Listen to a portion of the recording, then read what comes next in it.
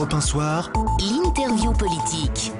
L'interview politique d'Europe 1 Soir. Bonsoir Arlette Chabot. Bonsoir Nicolas Poincaré. Et vous recevez ce soir le patron du Nouveau Centre, mais surtout celui qui était ministre de la Défense au moment de l'enlèvement d'Hervé Guéquière et de Stéphane Taponnier. Hervé Morin, bonsoir. Bonsoir Arlette Chabot. Vous étiez ministre de la Défense, c'est-à-dire qu'effectivement au moment où nos deux confrères... J'ai même fait mieux que ça, si je puis dire. Je partais voir les troupes en Afghanistan le 31 décembre quand Hervé Guéquière et Stéphane Taponnier ont été pris en otage. Donc je suis arrivé en Afghanistan, on commençait à déployer le dispositif pour essayer de les récupérer. On va revenir dans le détail, notamment ce qui leur avait été dit ou pas dit. Nicolas en parlait tout à l'heure sur les mises en garde qui leur avaient été faites ou pas. Je voudrais juste savoir, ils ont été libérés hier, mais vous avez eu à plusieurs reprises l'espoir de cette libération. Bien sûr, à très nombreuses reprises. Mais c'est très compliqué. Je voudrais que vous compreniez bien qu'on n'est pas dans un système avec une holding, avec un chef. La plupart des prises d'otages sont des prises d'otages mafieuses. D'autres ont des revendications politiques très claires. Et là, on était dans une configuration extrêmement simple. Des talibans prennent en otage 2 Français. Ces talibans étant en connexion avec 2 shouras. Alors, peut-être que pour nos auditeurs, il faut expliquer ce qu'est une choura. Une choura, c'est une espèce d'assemblée de tribal. Et cette choura décide. Il n'y a pas de décision individuelle. On n'est pas dans un système dans lequel il y a un chef qui décide pour tout le monde. Donc, il y avait la choura de Peshawar, d'une part, à la frontière pakistano-afghane, et par ailleurs, la choura de Quetta, qui a pour chef le Mollah Omar. Et donc, nous avions à la fois une discussion locale, les services de renseignement avaient à la fois une discussion locale avec des mafieux, et une discussion avec des talibans qui peuvent avoir toutes sortes de revendications en la matière. Et puis par ailleurs, des revendications plus politiques. Et donc on avait en permanence cette friture, si je puis dire, entre les revendications locales des talibans et ceux qui étaient de l'autre côté. Et c'est pour ça que, pour ma part, si le dossier s'est débloqué, on peut penser que la mort d'Oussama Ben Laden a pu jouer un rôle, dans la mesure où les terroristes aujourd'hui ne se sentent plus autant en sécurité au Pakistan qu'ils ne l'étaient hier. Qu'en revanche, quand j'ai pu l'entendre à quelques reprises, on dit c'est parce que la France avait annoncé que nous serions que nous allons quitter l'Afghanistan progressivement, ça c'est de la blague. En aucun cas on peut considérer qu'une décision qui par ailleurs sera effective à partir de l'année prochaine et qui s'étalera dans le temps ait pu déterminer les preneurs d'otages à libérer nos 2 compatriotes. Mais compte tenu de la complexité que vous venez de décrire, quand on discute pour obtenir la libération, il faut savoir effectivement quelles sont les revendications, avec qui on parle. On a plusieurs interlocuteurs, on a des intermédiaires. Les services de renseignement discutent avec tous les interlocuteurs disponibles, tous ceux dont on estime que l'intervention peut servir, peut être utile, peut permettre de nouer une connexion. Et puis, bien entendu, aussi en s'appuyant sur les autorités afghanes qui ont leur propre connexion. Donc, il y a ce dialogue qui est à la fois mené par l'ambassade de France et par ailleurs par les services de renseignement. Alors, les militaires français jouent évidemment un rôle parce que ça se passe dans un pays où il y a des troupes françaises. Comment ils interviennent, guillemets, comment ils surveillent? Quel est le rôle exactement? Les militaires français, en l'occurrence, ont déployé tous les moyens nécessaires au lendemain de la prise d'otage. Tout a été fait et mis en œuvre pour qu'on puisse les récupérer très rapidement et qu'on puisse les localiser. Donc tous les moyens d'observation, de renseignement, d'écoute ont été mis en place. On a essayé de mettre en place un certain nombre de barrages, etc. en se disant... On a toujours su où ils étaient en gros, quoi. Pas au début. Et deuxièmement, on a assez rapidement suspecté l'endroit où ils pouvaient se trouver avec cette obsession qu'ils ne quittent pas la zone. C'est-à-dire qu'ils ne soient pas exfiltrés vers le Pakistan ou les zones tribales vers le juste avant le Pakistan. ou vers les zones tribales ou vers l'est de l'Afghanistan, qui est une zone beaucoup plus difficile. Et donc, notre obsession était, bien sûr, de ne pas mettre en cause leur sécurité, et deuxièmement, de faire en sorte qu'ils restent dans la vallée d'Al-Assaï. Alors, vous disiez tout à l'heure, groupe mafieux. Mafieux égale souvent argent. Ça veut dire qu'il y a forcément de l'argent qui est versé, si ce n'est directement aux preneurs d'otages, en tout cas aux intermédiaires. J'ai aucun commentaire à faire là-dessus. Aucun.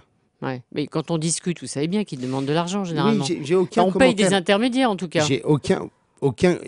Voilà, il faut être pragmatique, mais voilà, la France ne verse pas de rançon en tant que telle à des preneurs d'otages. Mais on discute et on négocie parce que l'intervention militaire, L'intervention militaire c'est l'ultime possibilité et dangereuse. D'une part, elle est à chaque fois examinée, mais elle n'est mise en œuvre, et ça a toujours été une consigne du chef de l'État, elle n'est toujours mise en œuvre que quand on ne peut absolument pas faire autrement ou quand on estime que les conditions de sécurité sont maximales. Et en l'occurrence, il nous était impossible de pouvoir intervenir avec l'incertitude de leur positionnement exact. Il faut bien imaginer qu'on se situe dans des montagnes, dans des vallées dans lesquelles les troupes françaises ne sont jamais allées, à 2500 ou 3000 mètres d'altitude. Et donc, toute intervention était bien entendu trop risquée. Alors, il y a plusieurs polémiques. Il y a des polémiques sur la rançon, qui doit payer s'il y a de l'argent versé. Et il y avait à l'origine de l'affaire, on le sait, une polémique et des interventions assez fortes de votre chef d'état-major, qui avait dit en janvier 2010, ça nous a déjà coûté 10 millions. Et il y avait tout au début une intervention de Claude Guéant, secrétaire général de l'Élysée. C'est vrai que Nicolas Sarkozy, à plusieurs reprises, a dit que cette imprudence était vraiment coupable, parce qu'ils avaient été très clairement mis en garde, il leur avait été très clairement demandé de ne pas s'aventurer ainsi, parce qu'il y avait risque. Ils font courir des risques aussi à beaucoup de nos forces armées, qui du reste sont détournées de leur mission principale. Je crois que quand même, le scoop ne doit pas être recherché. Alors, vous aurez observé que vous ne trouverez pas... Non, il paraît que vous avez été intervenu au Conseil des ministres pour dire vous aussi que ça coûtait très cher, que ça mobilisait beaucoup de militaires. Et vous avez participé comme votre chef d'état-major. J'ai une vertu, c'est que j'ai de la mémoire. Et j'ai même beaucoup de mémoire. Donc vous, il n'y a pas de témoin de vos déclarations. Je suis rentré d'Afghanistan. J'ai expliqué, le président de la République m'a donné la parole, pour tout dire. J'ai expliqué quelle était la situation d'Afghanistan et on a évoqué il s'est fâché. La situation des otages. Il a en effet estimé que, voilà, avec l'énergie qui est la sienne, qu'on allait être obligé de déployer des moyens militaires, etc., et qu'il fallait le dire. Je ne me suis pas prêté à cela, parce que j'estimais que lorsqu'on a des otages, le principe c'est l'unité nationale, et puis éventuellement après on règle les comptes. Mais il me semblait qu'à ce moment-là, intervenir et jouer sur une espèce de surenchère sur ce sujet, voilà, était une maladresse. Ouais. Mais quand même, les militaires français, puisque vous êtes arrivé juste après leur enlèvement, ils vous avaient dit, les militaires français, qu'on les a mis en garde, on leur a dit n'allez pas chez les talibans. Vos deux confrères avaient passé, de mémoire, une dizaine de jours avec les militaires avant de décider de rentrer sur Kaboul pour partir ensuite. On leur avait expliqué que la situation était dangereuse. Enfin, c'est ainsi que les militaires nous l'ont rapporté. Après, écoutez, chacun sa version des choses. Totalement, on l'a entendu tout à l'heure, dit que jamais personne ne l'a mise en garde. Moi, j'ai entendu aussi Hervé Guéquière dire, voilà, j'ouvre la parenthèse est fermée. Moi, j'ai plutôt envie de fermer la parenthèse et de considérer qu'on a nos deux compatriotes qui sont rentrés, c'est très bien. Un petit mot de politique avant de vous laisser avec Nicolas, qui va sûrement revenir sur des petites questions d'argent, éventuellement. Petit remaniement gouvernemental. Hier, il y a un centriste, votre ami François Sauvadet, qui rentre au gouvernement. Forcément, vous devez d'applaudir, même si vous savez que c'est une manière d'essayer de détourner vos amis d'une candidature. J'ai mauvais esprit, je sais. Oui, vous avez très mauvais esprit. Je suis désolée. Mais c'est consubstantiel. Au métier. On va voir là où les choses se passent et on a mauvais esprit au quotidien. Et non, François Sauvadet, je suis très heureux que François Sauvadet soit au gouvernement. Ça c'est bien, ça c'est fait, non, mais je vous l'assure que c'est vrai, c'est vrai, c'est un ami, il a été pressenti à plusieurs reprises pour rentrer au gouvernement. Et enfin c'est fait. Il l'est. Nous sommes dans la majorité et c'est bien qu'il y soit. Il a exercé des responsabilités. C'est pas un coup anti-candidature sans créer sa élection présidentielle. Nous voulons porter un projet politique alternatif. Ce projet politique alternatif, nous sommes en train de le construire. La semaine dernière, j'ai présenté mes propositions économiques. Nous aurons, à partir du mois de septembre, un certain nombre de conventions thématiques pour dire aux Français ce que nous voulons, et pour donner une France à chacun, et nous ne changerons pas d'avis, quelle que soit la composition gouvernementale, c'est tout. Alors Arlette, puisque vous voulez qu'on reparle d'argent... Oui, c'est une femme d'argent, oui, ça doit être pour ça. Enfin, je vous laisse là. Comme beaucoup de contribuables, ils pensent à leur argent aussi. Non, simplement, je vous ai entendu Hervé Morin hier sur une télévision dire clairement aucune rançon n'a été payée. Ce soir, vous dites pas de commentaire. Il y a une petite nuance. Oui, enfin, il y a une petite nuance. Je n'en sais rien. Ah voilà.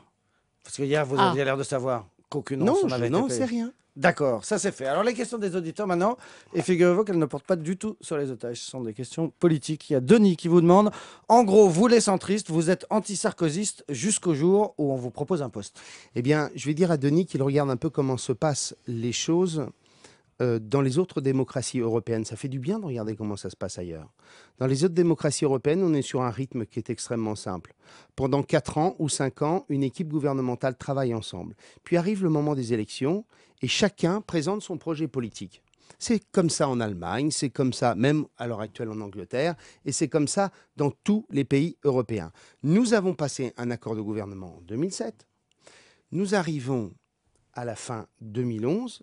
Dans 10 mois, il y aura une élection présidentielle et nous présenterons un projet politique alternatif à ce moment. Et il n'y a donc pas de contradiction, comme dans toutes les démocraties européennes, à former une équipe et ensuite à dire aux Français, voilà notre projet politique et nous vous proposons une alternative. Voilà, réponse longue et complète à Denis. Réponse plus courte si c'est possible à Samia qui vous demande qui est votre favori pour la primaire du Parti Socialiste. François. Enfin, votre pronostic, oui. François Hollande.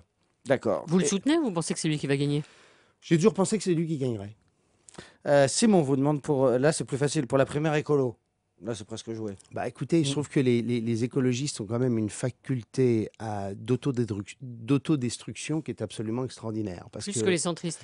Ah, mais plus encore. Parce que les centristes, déjà, qu'ils ont une faculté à s'éclater et à se déchirer.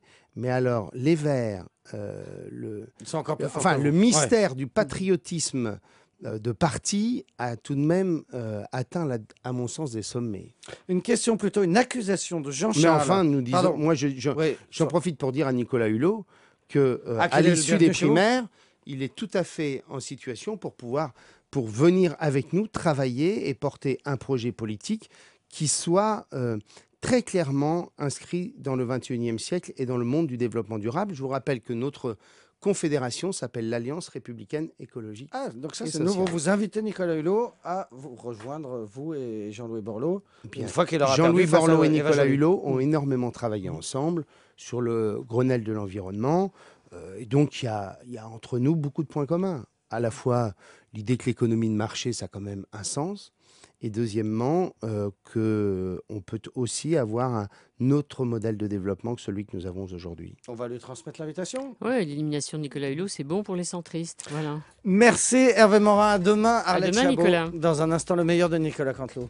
La suite d'Europe 1 Soir. C'est dans un instant.